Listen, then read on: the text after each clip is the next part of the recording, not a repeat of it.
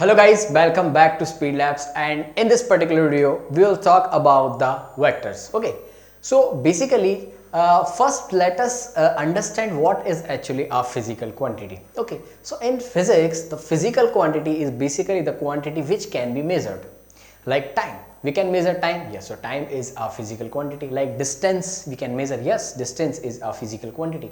Okay, but in order to completely define one physical quantity, we do not need only magnitude.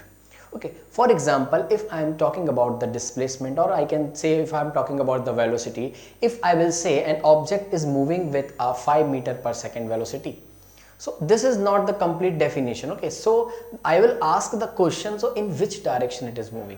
Okay, so that velocity, in order to define that velocity, we need the magnitude. That is very important, but with magnitude we also need to define the direction as well. Okay, so in physics the quantities which needs basically magnitude and direction in order to define them completely are known as vector quantity. Okay, so what is vector quantity? So vector quantity are those quantities which have direction and magnitude. Okay, both we need to define. Okay, so basically vector quantity, a physical quantity which has both magnitude and direction, which can be added according to the laws.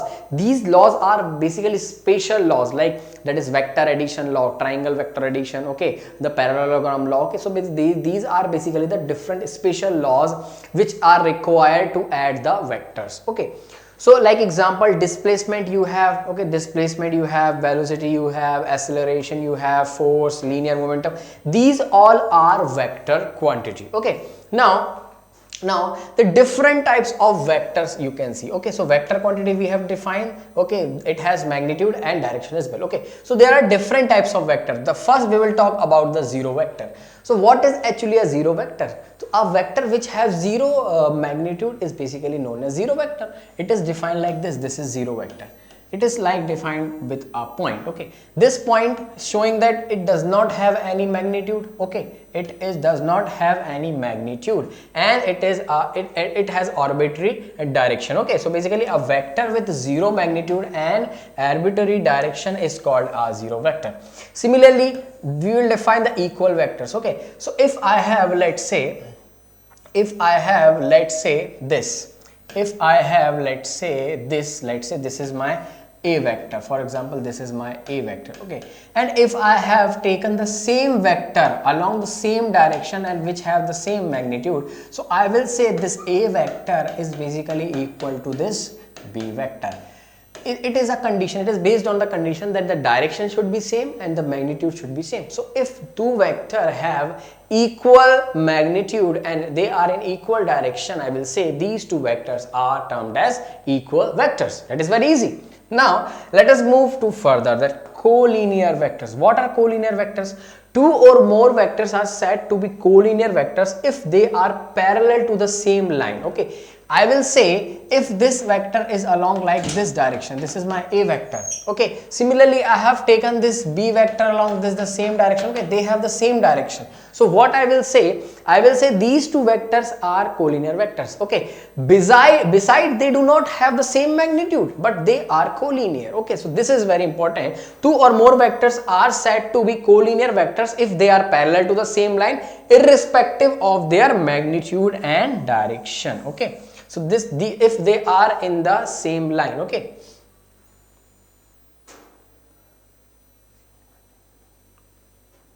okay, now let us move further. Okay, so basically types of vectors, let us talk about the negative vector.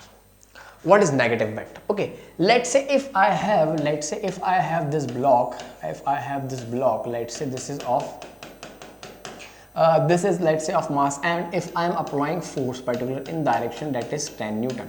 Okay, so my force vector is here in particular direction. This is 10 Newton. This is the force vector. Okay, now let's say if a boy, let's say, is applying the same force but it is in opposite direction.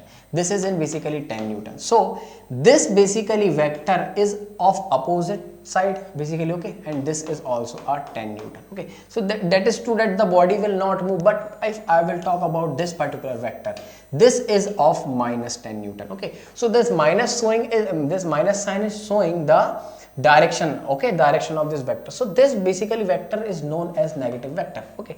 So if I will talk about negative vector, a vector having the same magnitude as that the given vector but oriented in opposite direction.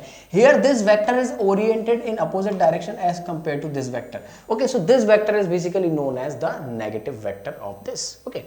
Now what is a unit vector? Unit vector is basically a vector whose magnitude is unit, means 1, okay. So it is mainly represented by this vector. This is your a vector, and this, by this sign we will say this vector is a unit vector. Basically this is the representation of this unit vector. And how is it will like this? Will be like the magnitude, basically the vector upon the magnitude of this vector. So this is the formula of unit vector, remember this, okay. So if you will talk about the force, the unit vector of the force, how will you represent? You will just write this force vector and you will just divide it by the magnitude of force. So you will get the unit vector of this particular force vector, okay. So this is how you can do it, okay. Now let us move some standard unit vectors, okay. So some standard unit vectors, like you have this Cartesian coordinate, okay. This is your x-axis, this is Cartesian plane, okay. This is your y-axis, this is your, let's say this is your y-axis, this is your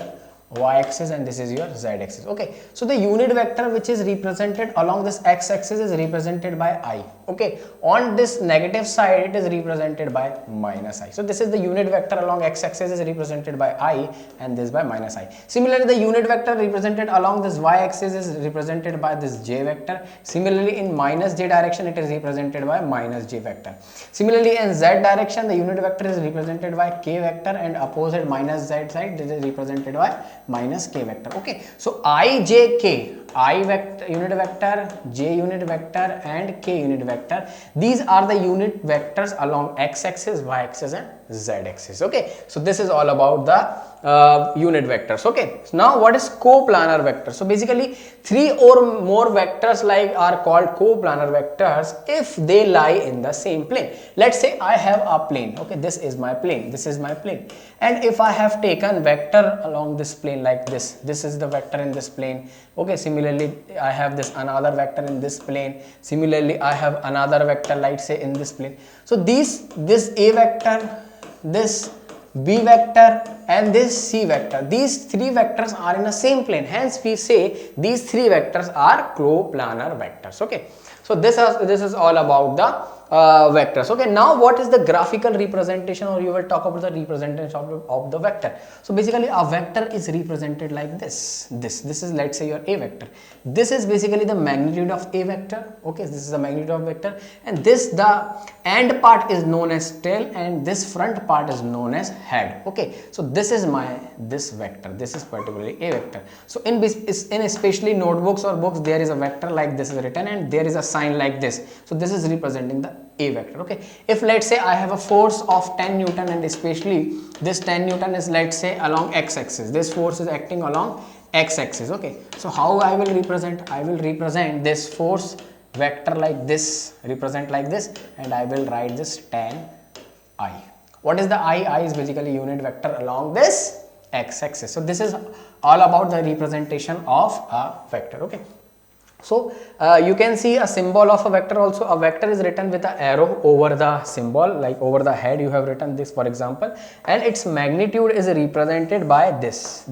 You will represent your magnitude by this. If you want to write the magnitude of this particular a vector, how will you write? You will just write this like this. This is showing the magnitude of this particular vector, okay. In physics, vector has been written like this, a vector and this a. This is basically bold, okay. So this is all about the vectors. So vectors are very necessary, okay. There are special rules to add vectors, that is the triangle rule and parallelogram rule, okay. So vectors have different their own world, okay. So vectors are basically, I have just explained you what these are the quantities which needs direction as well as magnitude in order to define them completely, okay. I hope you have understood the lecture. Thank you so much for watching. Have a nice day.